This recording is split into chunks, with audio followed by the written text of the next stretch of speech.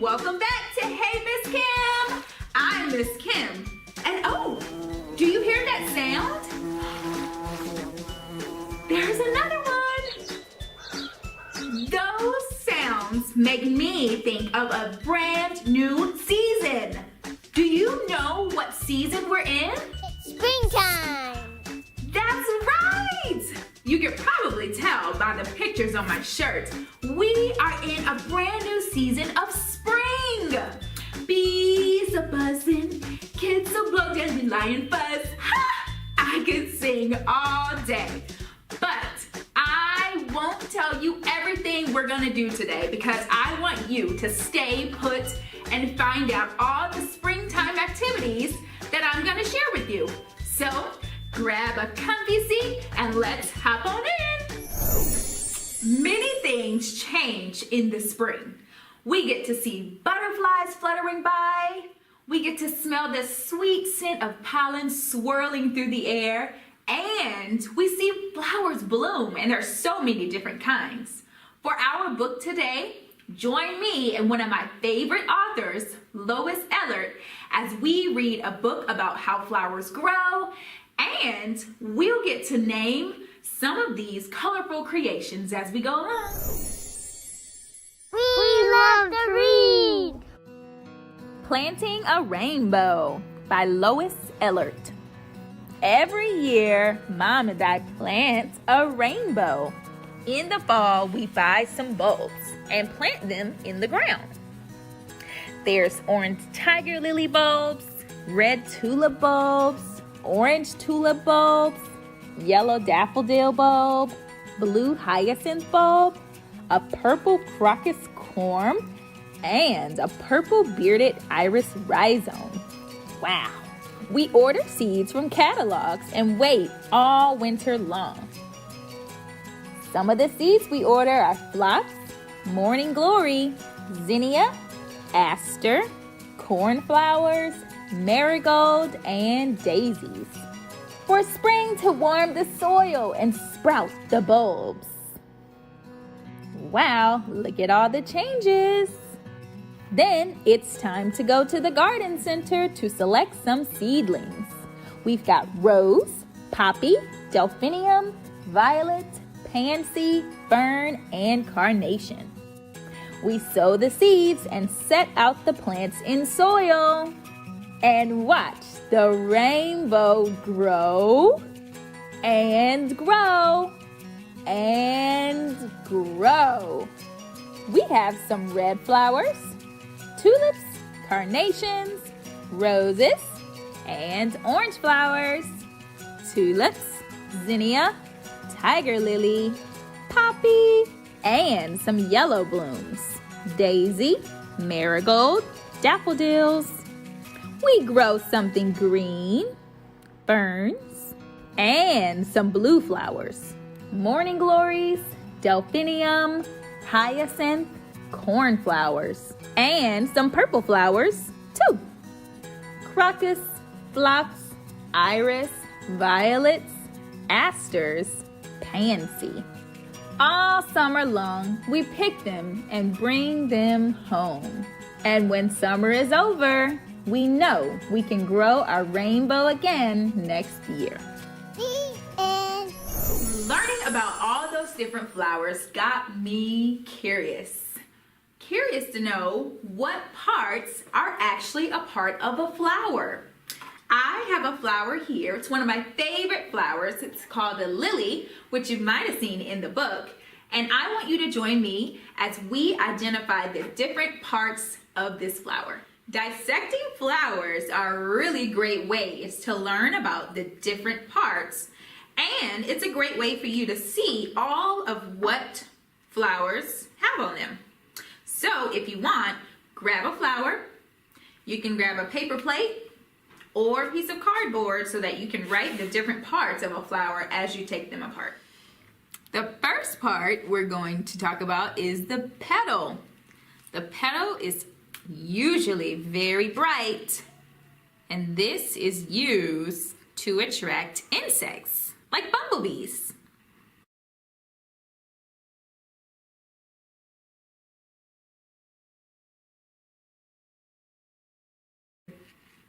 The next part of the flower is the leaf. The leaf uses lots of energy from the sunlight to create oxygen and sugars for the plant to use energy. This is called photosynthesis.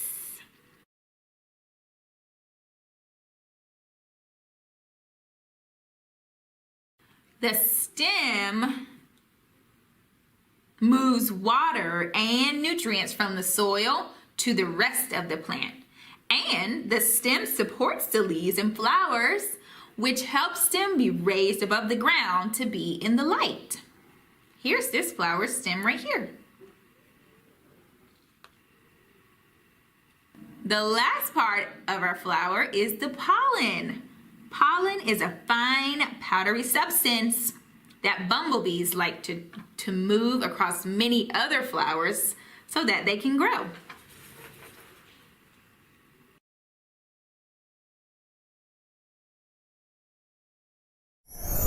It's time for crafts.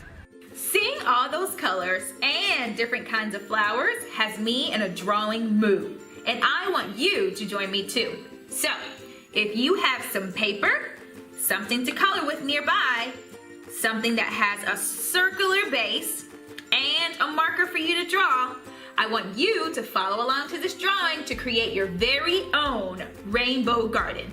Let's get started. First, take your circular base and we're gonna draw 3 circles.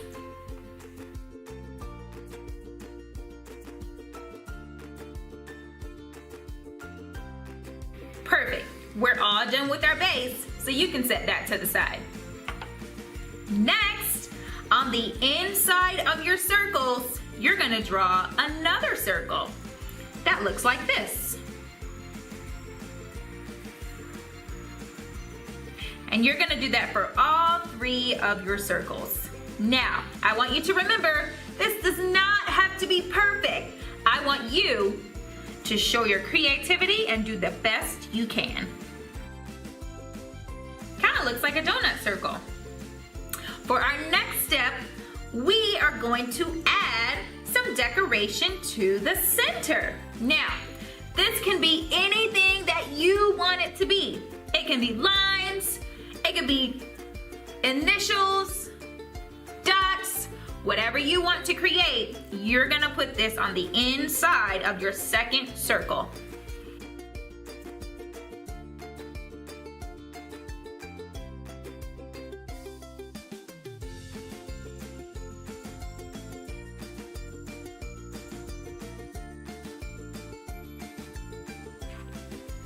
Perfect.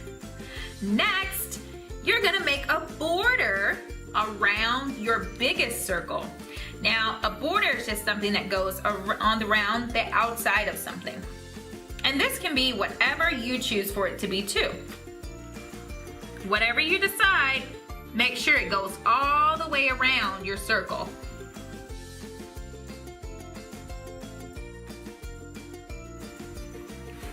Perfect. For our next step, what's something that's missing from our flowers? A stem. That's right, a stem. Now, flowers have many different sizes and swirls of stems, so you can create those any way you like.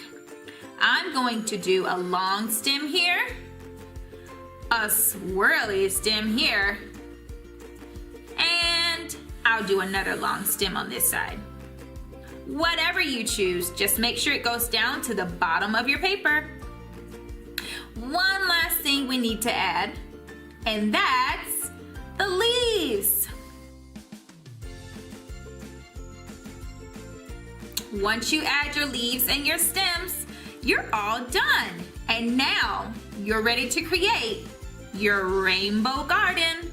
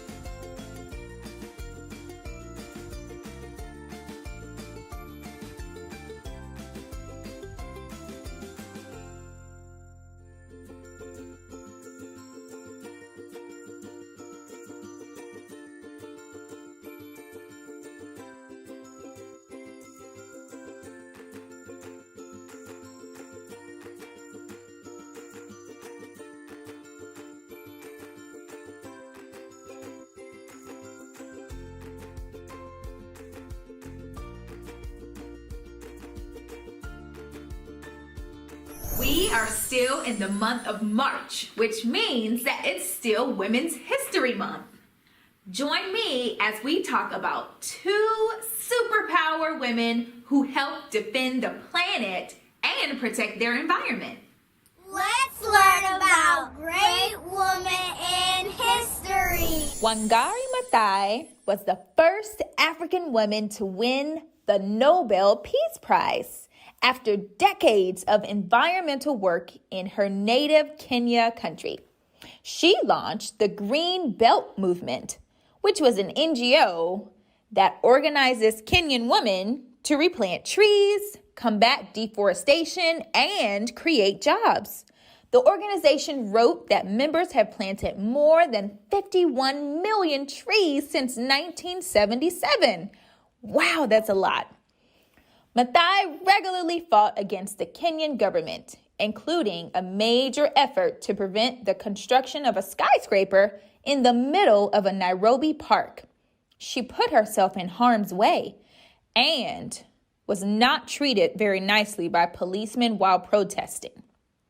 We remember Wangari Maathai as a female environmentalist who helped plant more trees and protect her community and her environment. Lady Bird Johnson. She was a former First Lady of the United States who is responsible for many environmental efforts during her husband's presidency. She was most notably the Highway Beautification Act of 1965 that led to the wildflowers and greenery that are now planted on the side of American roadways. The act is still known as the Lady Bird's Bill. In 1968, Lyndon Johnson presented her with a plaque which said, "She has inspired me and millions of Americans to try to preserve our land and beautify our nation." She was awarded the Presidential Medal of Freedom and the Congressional Gold Medal and is remembered as one of the most influential First Ladies in history. And now a minute for our parents. Hi parents, and welcome back to another minute just for you. Now, at the beginning of the year, we set out some goals, and it's about to be the end of the first quarter of a new year. So, have you met those goals? Have you held yourself accountable for the things that you said you were going to accomplish and things that you set out to do? Well, if you haven't, it's no worries. It happens to the best of us.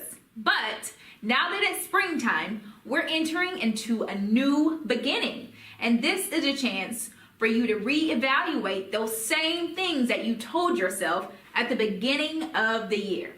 This is a time to set out those goals, reach back into them, and hold yourself accountable. Springtime is the beginning of new, so make this a new season for you and a new beginning to jump back into what you set out to do. And that's A Minute with Parents. Thank you for joining me today on Hey Miss Cam. Remember, we are in a new season of spring, and I want you to try some of those activities at home. Watch flowers bloom in your spaces, see what new animals you can find outside, and I'll see you next week. Thanks for joining me.